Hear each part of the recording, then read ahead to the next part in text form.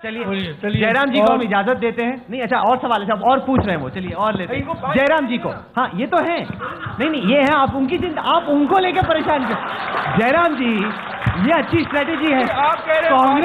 कांग्रेस के हाल से ज्यादा आप बीजेपी के हाल से ज्यादा आप कांग्रेस के हाल को लेकर आप इतने उत्सुक हैं उनको 5 मिनट देने के लिए। नहीं वो रहेंगे, आप चिंता ना कीजिए। जयराम जी से आखिरी सवाल कौन पूछना चाहता है? आप पूछेंगे? ये पूछे, माइक आने दीजिए, बस आप पूछे। नहीं पर ये देखिए राहुल, ये बात गलत है कि आप 2 लोगों को बुलाते हैं और एक आदमी को आप 5 मिनट अकेले में देते हैं। आप बैठे, तो मैं यहाँ बैठूंगा, इनको 5 मिनट बोलने दीजिए। आप बैठेंगे और बाद में मैं 5 मिनट बोलूंगा।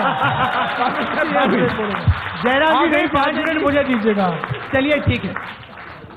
नहीं पर अमित शाह साहब, पर 5 मिनट अहम सवाल बनता है, वो ये मेरी बात खत्म हो जाने दीजिए, संक्षिप्त में 2 मिनट में मैं आपकी जल्दी समझ रहा हूँ। एक सवाल आपने मेरी उपस्थिति में कहा, एक सवाल अमित शाह साहब बनता अरे भैया मेरी बात खत्म हो जाने सवाल पूछने दीजिए। राहुल मैं कहाँ जा रहा हूँ, आप मेरी बात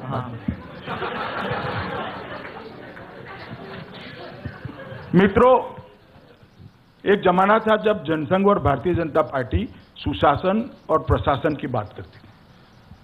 तब देश की जनता के लिए तुलनात्मक अभ्यास के लिए हमारा शासन नहीं था। पंचायत से लेकर पार्लियामेंट तक पूरे देश में कांग्रेस बिखरी पड़ी थी, कांग्रेस के पास सत्ता के सूत्र थे। मगर आज यह स्थिति नहीं है। आज हमारी भी सरकार 6 साल इस देश में चली है। अलग अलग समय पर अलग अलग जगह पे 17 प्रांतों में हम सत्ता के भागीदार भी रहे हैं और कई जगह हमारी एक्सक्लूसिव सरकारें सिर्फ भारतीय जनता पार्टी की भी चली है। आज जनता के सामने दोनों पार्टियों का परफॉर्मेंस है, एनडीए का परफॉर्मेंस है, यूपीए का परफॉर्मेंस है। दोनों पार्टी के नेता भी उपलब्ध हैं। तो मेरा आग्रह यह है इस चैनल के जरिए, इस चैनल के माध्यम से देश की जनता से, कि आप आने वाले चुनाव में किस पार्टी के साथ सत्ता का अधिकार है, किस नेता के पास सत्ता का अधिकार है, इसको परफॉर्मेंस के आधार पर कहिए। मैं बड़ी संक्षिप्त में अपनी बात कहूंगा। जहां तक यूपीए की सरकार के 10 साल के शासन का सवाल है, ये सरकार हर मोर्चे पे विफल रही, हर मोर्चे पे। सबसे पहले भ्रष्टाचार, मुझे कहने में कोई संकोच नहीं है, मेरिट्स के आधार पर कहता हूं कि संविधान की रचना के बाद से आज तक इतनी करप्ट सरकार कभी नहीं आई। एक के बाद एक घपले हुए हैं। कोलगेट की नाम ले लीजिए, 2G स्पेक्ट्रम के लीजिए, नहीं कोई जरूरत नहीं है। 2G स्पेक्ट्रम को ले लीजिए, वेस्टलैंड हेलीकॉप्टर को ले लीजिए, या CWG को ले लीजिए, या आदर्श को ले लीजिए। मित्रों इतने घपले हुए हैं कि इसकी सूची अगर मैं पढ़ना जाऊं तो 3 कार्यक्रम ऐसे करने पड़ेंगे, मगर सूची खत्म नहीं होगी। इतने ज्यादा घोटाले इस सरकार ने करे हैं और हर घोटाले में CAG का रिपोर्ट उपलब्ध है, कोर्ट की अनुशंसा भी इसमें उपलब्ध है। मित्रों महंगाई की जहां तक बात करते हैं, न केवल बिजली, पेट्रोल, गैस, डीजल उसको छोड़ दीजिए। जयराम भाई के हिसाब से तो ये कॉमर्शियल बात है। नहीं हुआ 5 मिनट, नहीं हुआ। आप बोलिए, चलिए 1 मिनट में खत्म कीजिए। बोलिए दीजिए ना उनको। ये कॉमर्शियल बात आप छेड़ रहे हो, मगर खाने पीने की चीजों के तैयारी अंदर करके आए, आप उनको छेड़ रहे हैं। खाने पीने की चीजों के अंदर जो महंगाई हुई है उससे जनता त्रस्त है। मित्रों सरहदों की सुरक्षा हो, आंतरिक सुरक्षा हो, महिलाओं की सुरक्षा हो, हर बात में ये सरकार विफल रही है। यूपीए 2 का रिपोर्ट कार्ड बनाना है तो जैसे महाभारत में भगवान श्री कृष्ण ने एक बहुत पॉजिटिव सूत्र दिया था, विजय ही विजय है। यूपीए के लिए एक ही बात कह सकते हैं, विफल ही विफल है और कोई बात इसके लिए कही नहीं जा सकती। और इस चुनाव को जयराम कुछ भी कहे, ठीक है, बोलिए। हम भारतीय जनता पार्टी ने इस चुनाव में प्रधानमंत्री पद के लिए हमारा प्रत्याशी तय कर दिया है।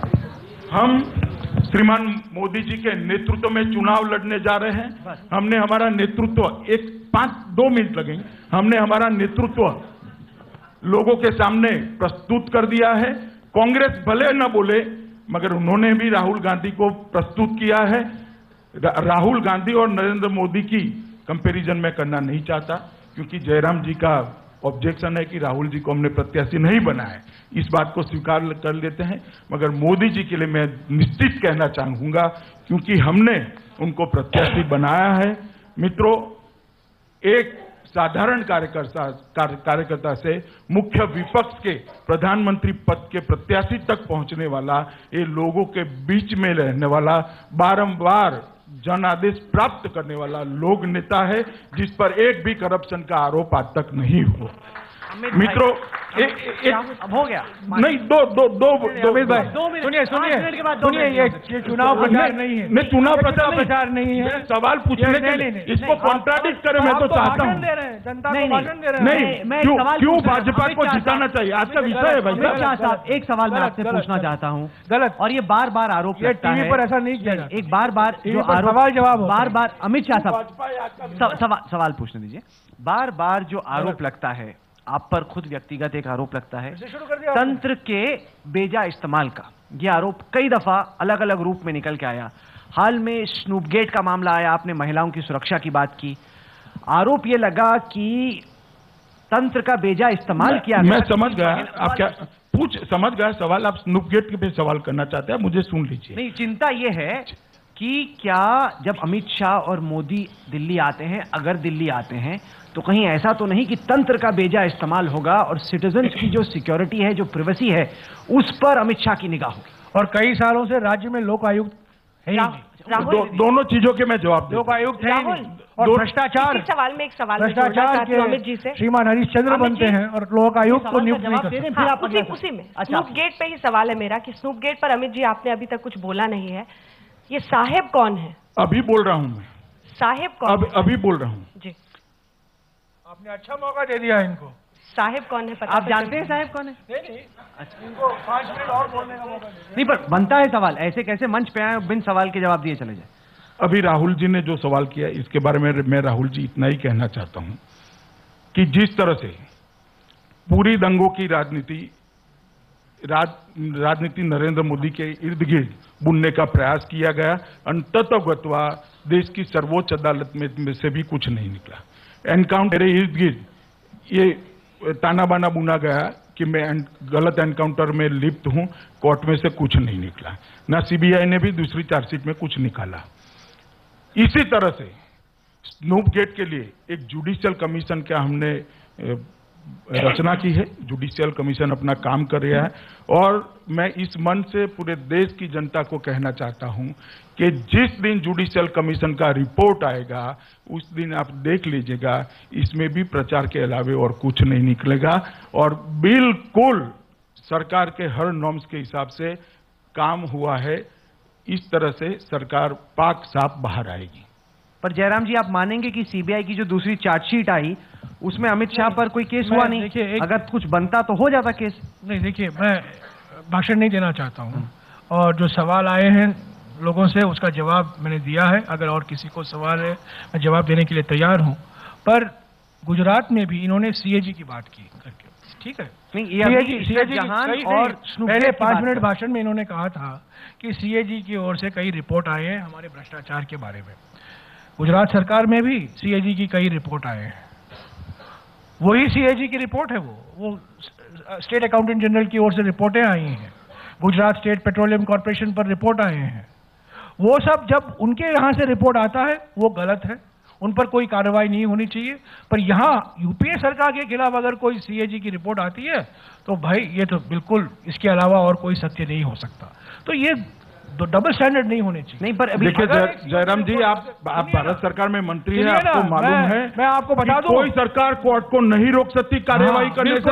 अगर भारतीय जनता पार्टी की मोदी सरकार ने कुछ भी गलत किया होता, तो आपकी एनजीओ की ब्रिगेड हमारे पीछे पड़ जाती, सर्वोच्च अदालत तक आ जाती और कांग्रेस के मैनेजर भी इसके पीछे। गुजरात, आपने तो एनजीओ ब्रिगेड को तो भगा दिया है गुजरात से, उनको तो आप एंटर भी नहीं करने देते। गुजरात बाहर के भी काम कर रहे हैं। सीबीआई के डायरेक्टर ने बयान दिया कि कांग्रेस को अच्छा लगता अगर अमित शाह का उन्होंने उस बयान का खंडन भी किया है। नहीं, पर मैं सीबीआई डायरेक्टर के बयान पर कुछ कहना नहीं चाहता हूं, पर उन्होंने फौरन उस रिपोर्ट का खंडन किया है। उन्होंने कहा है मैंने ऐसा कुछ नहीं कहा था। पर हकीकत यह है कि चार्जशीट में अमित शाह का नाम नहीं है।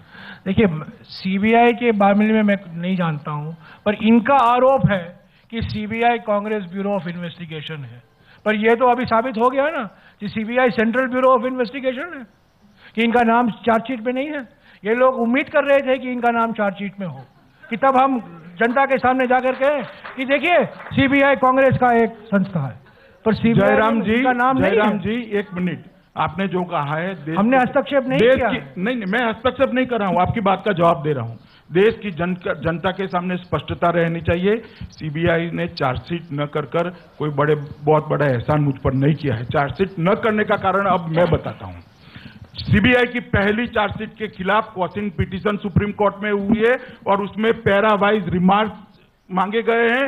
आज तक सीबीआई ने इसका जवाब सर्वोच्च अदालत के सामने दायर नहीं किया है और वो जवाब दायर करने के बाद मेरा नाम डालने की कोई गुंजाइश ही नहीं थी, ना हिम्मत थी। जो आवाज है टेप रिकॉर्डर में वो किसकी है, जो पुलिस वाले से बातचीत हो रही है? देखिए, मैंने फिर से बता दिया आपको कि जब जांच आयोग मुझे बुलाएगा सब बातों को मैं जांच आयोग के सामने रखूंगा। हमने इतनी मर्यादा कम से कम रखनी चाहिए कि जुडिशियल कमीशन को अपना काम करने देना चाहिए और जुडिशियल कमीशन जिस विषय पे काम करा उसको पब्लिक डिबेट का मुद्दा नहीं बनाना। चलिए आखिरी सवाल लेते हैं। आखिरी सवाल बस। मेरा नाम रागिनी नायक है। राहुल, और आप कांग्रेस के साथ काम करती हैं, स्पष्ट कर दीजिए अमित शाह जी, को। मैं कांग्रेस पार्टी की मीडिया पैनलिस्ट हूं और आपसे एक सवाल पूछना चाहती हूं अमित शाह जी। राजनीति में जब भी ध्रुवीकरण की बात होती है, खासतौर से धर्म के आधार पर, तो 2002 के नरसंहार की बात होती है, उसका जिक्र होता है और भारतीय जनता पार्टी का पलटवार होता है 84 को लेकर, और कहीं ना कहीं ये साबित करने की कोशिश की जाती है कि एक दंगे और दूसरे दंगे में कोई फर्क नहीं है, लेकिन इसको एक दूसरे दृष्टिकोण से भी देखना चाहिए। बहुत बड़ा फर्क है और मैं समझती हूँ देश और भारतीय जनता पार्टी से वो बहुत चिंताजनक है। ऐसा क्यों है कि 84 के बाद भी सिख कौम की आस्था कांग्रेस पार्टी के साथ है? पंजाब में कई बार सरकार बनी, दिल्ली से लेकर बहुत सारे ऐसे राज्य रहे जहां पर सिख कौम के साथी हमारे यानी कांग्रेस पार्टी के विधायक भी बने। हमारे पीसीसी अध्यक्ष से लेकर प्रधानमंत्री तक सिख कौम के हैं। नहीं, भाषण नहीं दे रही हूं राहुल, सवाल पर आ रही हूं, लेकिन थोड़ी सी भूमिका जरूरी है। आखिरी सवाल है, कृपया मुझे अनुमति दें। लेकिन मुसलमान उसी तर्ज पर भारतीय जनता पार्टी के साथ क्यों नहीं आए? क्या इसलिए नहीं आए कि भारतीय जनता पार्टी और आरएसएस का एक आदर्श, जो मूलभूत आदर्श है, जो गोवलकर जी से लेकर हेडगेवार जी से लेकर सावरकर जी ने कई किताबों में भी लिखा, वो मुसलमान विरोधी है? क्या इसीलिए राहुल कमल को ये कहना पड़ा कि मोदी के नाम से मुसलमान खौफजदा तो हो ही जाते हैं? क्या इसीलिए रमेश जी का सवाल दोबारा दोहरा रही हूं, आप लोगों ने 2012 में अपने विधानसभा के चुनाव में एक भी मुसलमान को टिकट नहीं दी, तो आपको क्या, हाँ नहीं दी, तो आपको क्या लगता है कि ये कारण है? एक छोटी सी बात और जोड़ना चाहूंगी। गोवलकर जी ने अपनी किताब वी और भाषण दे रही है आर नेशनहुड डिफाइंड में ये लिखा, अच्छा नहीं ये लिखा है कि उन्होंने भी तो दिया। नहीं, आराम से तसल्ली रखिए, इनको बोलने दीजिए। किरण जी से भी एक सवाल पूछना था, मैं पूछ ही नहीं पाई, इसलिए सब कुछ मिलाकर यही पूछ दिया। भोज पे भी सिलसिला जारी रहेगा। तो उन्होंने एक मिनट राहुल जी, उन्होंने अपनी किताब में ये स्पष्ट लिखा है कि जो हिटलर ने जर्मनी में किया यहूदियों के साथ, उसी तर्ज पर भारतीयों को और खासतौर से हिंदुओं को शिक्षा लेनी चाहिए। तो इस पर आपकी टिप्पणी चाहती हूँ।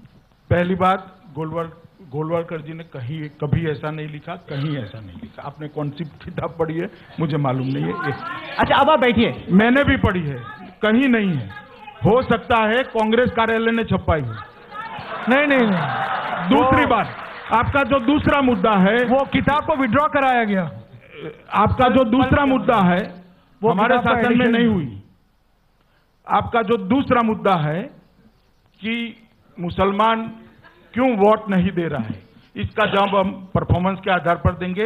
इस बार मुसलमान भाइयों के वोट से ही मोदी की सरकार बनने जा रही है। आप थोड़ी राह देखें। पर अमित शाह साहब, पिछले 5 चुनावों का इतिहास अगर उठा लें तो 546 असेंबली की सीटें और 52 लोकसभा की सीटें गुजरात में बीजेपी ने, नहीं 52 नहीं है, मैं बोल रहा हूं गिनती करते रहिए ना, पुराने चुनाव उठा लीजिए, जो आपने टिकटें दी 9% मुसलमान हैं गुजरात में। आपको एक मुसलमान नहीं मिला जिसको अमित शाह और मोदी टिकट दे सकता था? देखिए, चुनाव में टिकट देना ये चुनाव की जीत की संभावना पे आधार पर होता है। अगर यही आपकी नापने की सिस्टम है तो कांग्रेस एक जमाने में 18 दे रही थी, अब 4 पर आ गई है। तो क्यों उनका प्रेम माइनॉरिटी पे कम हो गया है? नहीं, पर आप सवाल को सवाल से घुमा सवाल से सवाल नहीं जोड़ना, वास्तविकता दिखा रहा हूं। आप कहते हैं कि कौन जिताऊ कैंडिडेट है इसके आधार पर टिकट बढ़ता है, इसके आधार पर टिकट का चयन होता है, और टिकट के आधार पर किसको टिकट मिलता है इसके आधार पर मुसलमानों का विकास गुजरात में हुआ है या नहीं हुआ, इसको नहीं नापा जा सकता। सच्चर कमेटी ने नापा है। अभी आपने आगे कहा कि देश में मुसलमानों की माली हालत सबसे ज्यादा अच्छी अगर कोई एक स्टेट में है तो वो गुजरात। असली बात यह है कि गुजरात में राजनीति इतनी पोलराइज हो चुकी है कि मुसलमान का अभी जीतना वहां बिल्कुल असंभव हो चुका है। असली बात यह है कि पोलराइजेशन जो हुआ है पिछले 15-20 सालों में, एक जमाना हुआ करता था गुजरात में खाम अलायंस, क्षत्रिय हरिजन आदिवासी मुस्लिम, खाम अलायंस से लेकर आज हम इस स्थिति में आए हैं। ये बात सही कहते हैं कि एक जमाना हुआ करता था कि 18 उम्मीदवार कांग्रेस पार्टी से मुसलमान के थे। आज पोलराइजेशन जो हो चुका है गुजरात में, इन्हीं के कारण, इन्हीं की वजह से आज कोई मुसलमान कैंडिडेट ढूंढना मुश्किल है और मुसलमान को जितवाना भी उससे और भी मुश्किल है। ये बिल्कुल पोलराइजेशन भारतीय जनता पार्टी ने नहीं किया, आज भी पोलराइजेशन पूरा देश देख रहा है। जयराम जी आपने किया। पर जयराम जी एक चीज जो आपने की इस सेशन के दौरान, आपने यूपीए के ट्रैक रिकॉर्ड को बिल्कुल डिफेंड नहीं किया। नहीं, आपकी लगातार चर्चा तो और दूसरे पटरी पर चली गई। पर अगर आप यूपीए के ट्रैक रिकॉर्ड पर बात करना चाहते हैं, मैं वापस आने के लिए बुलाया तो और अमित जी को भी बुलाइए, हम दोनों एक ही बात पर बात करेंगे, यूपीए के ट्रैक रिकॉर्ड उस पर डिफेंस। बिल्कुल बिल्कुल बिल्कुल, ये आरोप लगाए, मैं उसका जवाब दूंगा। ये आरोप लगाते जाए, यहाँ है उनके पास लंबी लिस्ट है, उसका पूरा जवाब दूंगा। चलिए, कम से कम आप भी तैयारी करके आए, आप भी तैयारी करके आए, मतलब आप भी अपने पन्ने बना के लाए थे। मेरा तो सिर्फ एक ही मुद्दा था। नहीं, उनको तैयारी करने की जरूरत ही नहीं थी, इसलिए क्योंकि वो मुद्दे पे बात करना ही नहीं चाहते। चलिए, दोनों के बीच में गर्मा गर्म बहस हुई। जो जीतेगा वही सिकंदर कहलाएगा और देश की जनता तय करेगी कि जीत राहुल और कांग्रेस पार्टी की होती है या मोदी और बीजेपी की होती है। दोबारा बुलाएंगे आप दोनों को। आने के लिए बहुत बहुत शुक्रिया।